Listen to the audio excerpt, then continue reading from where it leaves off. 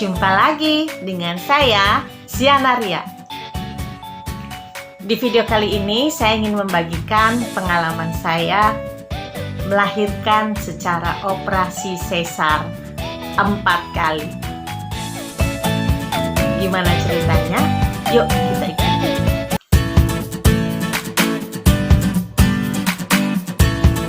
Saya menceritakan kalau saya hamil, kemudian dokter itu bilang, "Hah? Hamil? Ibu gila, umur 40 sudah hamil." Lalu saya bilang, kayaknya saya ada mium deh. "Hah? Ada mium? Ibu tahu gak sih, usia ibu sudah kepala 4.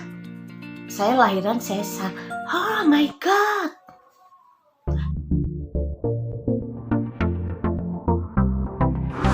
Silakan subscribe, mainkan loncengnya, dan berikan komen. Ada yang bilang sesar itu maksimal 3 kali. Saya 4 kali. Heran ya? Iya. Ini adalah pengalaman yang luar biasa dan buat saya ini adalah satu mukjizat. Kenapa saya bilang begitu? Udah di 42 tahun.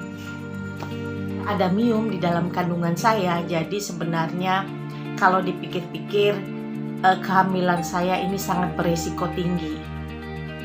Usia 40 tahun disarankan untuk tidak hamil lagi. Memang ternyata metabolisme tubuh kita semakin turun di usia 40. Dan yang terjadi biasanya selain metabolisme kita turun, namanya orang hamil itu banyak komplikasi-komplikasi yang tiba-tiba muncul. Saya ingat perbedaan saat melahirkan di usia 30-an, hampir tidak pernah ada komplikasi.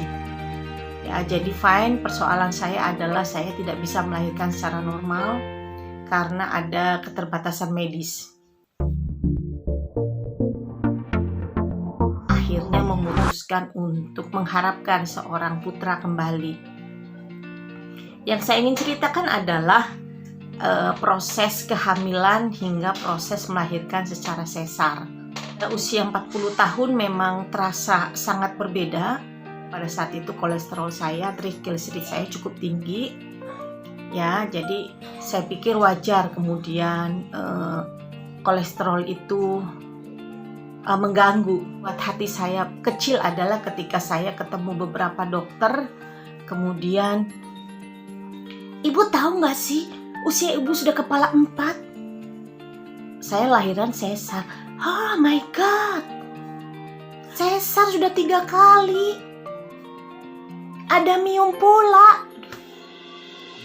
Kira-kira itulah yang dihebohkan dokter saya. Sebenarnya saya mau bilang gini, dokter, gak usah dibilang begitu. Saya juga sebenarnya sudah takut. Akhirnya saya kembali lagi ke dokter yang lama yang menangani anak saya yang pertama dan kedua secara SC. Jadi kebetulan dokter saya berterima kasih untuk Giana Hanum yang sangat membantu saya dan memberikan support untuk saya meneruskan kehamilan dan menguatkan hati saya dengan mengatakan, ayolah kita coba, umur di tangan Tuhan ya. Jadi tidak perlu takut. Jadi saya jalanin saja. Kehamilan ini harus dilanjutkan. Dan apapun yang terjadi ya terjadilah. Saya tidak mau membayangkan berbagai macam ketakutan. Karena saya tahu ketika saya merasa takut, ya ketika saya khawatir dan cemas menghadapi hari H, yang jelas pasti dioperasi. Apapun pergolakan di dalam jiwa saya, ini pasti akan sangat berpengaruh terhadap janin perkembangan saya maupun diri saya sendiri. Setelah proses kehamilan itu masuk ke bulan pertama, trimester pertama lewat, trimester kedua lewat, dan memasuki trimester ketiga, memang berat badan janin memang susah untuk berkembang karena memang adanya mium. Ya, saya mengalami anemia sehingga harus minum obat penambah darah dan makan makanan yang mengandung zat besi sangat tinggi seperti kangkung ataupun daging merah.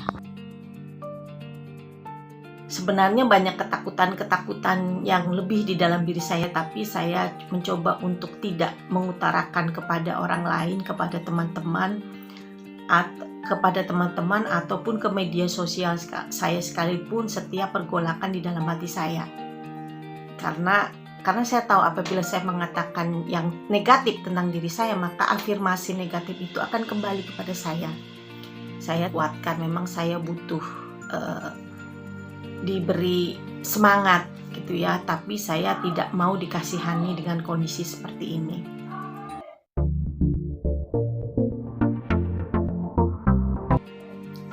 Akhirnya di hari H saya menjalani operasi ya.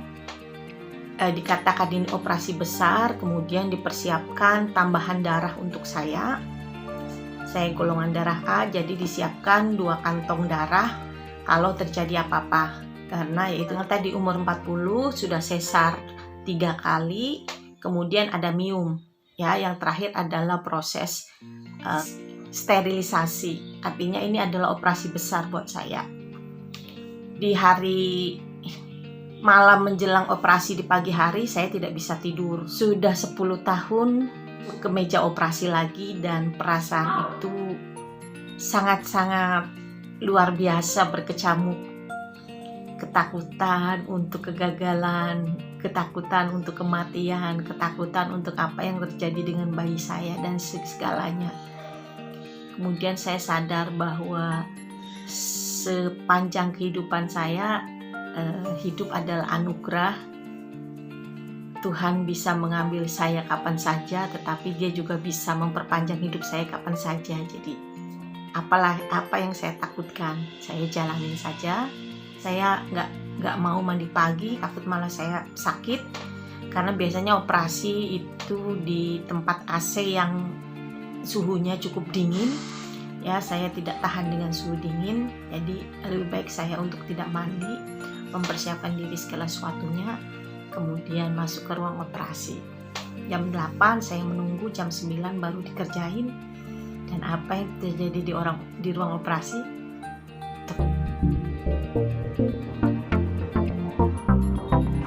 Operasi ya seperti biasa, proses anestesi. Pokoknya setiap detik yang saya lewati di meja operasi itu sesuatu banget ya. Tapi yang saya pikirkan bagaimana saya bisa bertahan. Saya banyak-banyak pasrah, banyak-banyak berdoa. Semua saya serahkan kepada tangan Tuhan ya. Rasanya itu sebenarnya seperti mungkin ke rumah jagal, something spesial. Tidak akan pernah saya lupakan sepanjang kehidupan saya. Waktu di meja operasi, kemudian dokter kandungan saya yang memang orangnya heboh, dia bilang, "Bu Siana, satu lagi bisa," katanya. "Kulitnya bagus banget." Saya bilang, hahaha, cukup. Dengan kondisi tubuh seperti ini, buat saya 4 adalah cukup dan itu anugerah. Apalagi kemudian yang keluar, "Ucok," buat saya udah lengkap lah. Kemudian dia bilang, "Yakin nih mau disteril?" Buat saya itu seperti ejekan, ledekan, ya berbagai macam. Tapi ya itulah dokter saya ya. Saya bersyukur dia sangat-sangat fight untuk membantu pasiennya. Satu hal yang saya ingat dari proses operasi itu, para dokter sambil membuka perut saya, mengeluarkan ucok dari tempatnya, kemudian mereka bercerita mengenai netaks anesthesia secara seru ya, seperti ya ngobrolan di kantor lah ya. Sama seperti itu, dokter-dokter itu juga butuh refleksi, butuh santai di meja operasi.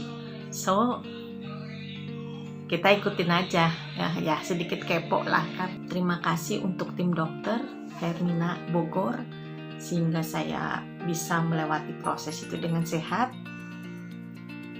Dan memang Kemudian sempat diambil beberapa mium di dalam kandungan saya, tetapi karena posisinya katanya dekat dengan dinding rahim yang saat itu pembuluh darahnya besar-besar, sehingga beresiko kalau diambil itu